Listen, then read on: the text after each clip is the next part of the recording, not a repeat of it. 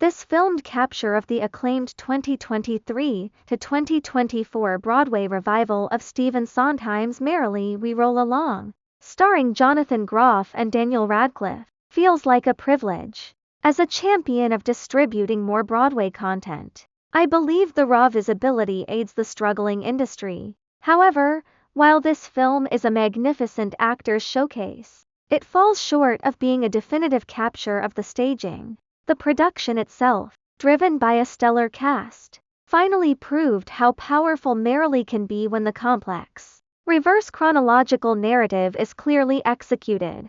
The music, as expected from Sondheim, is intelligent, rhythmically fast, and demands performers juggle several emotions simultaneously.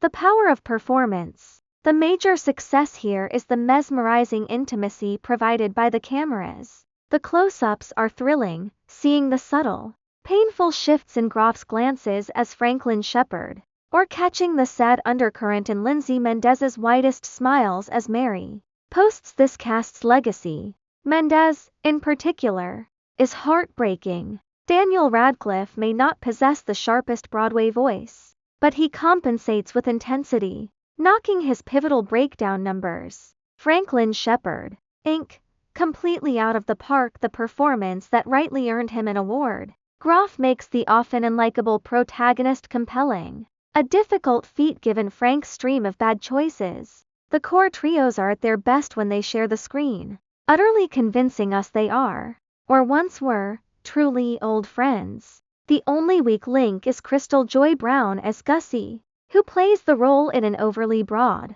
almost cartoonish villainous register that clashes with the grounded realism of the others. The main issue with the film is its execution. It relies almost exclusively on cutting from one thrilling close-up to the next, often sacrificing clarity and stage geography.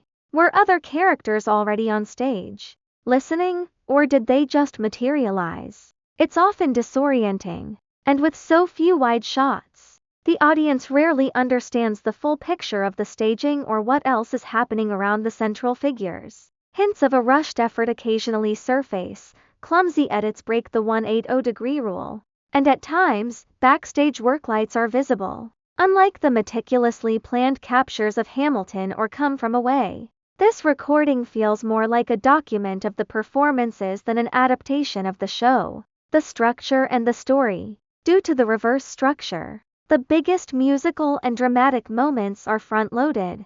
We meet the actors giving everything. For instance, Katie Rose Clark makes her first appearance nearly an hour in, sobbing while singing the lovely Not a Day Goes By reprise. Unpacking these intense moments as we journey backwards makes for a compelling first act. However, as the second act moves further into the past, the relentless time jumps, at least too many, can become tiring.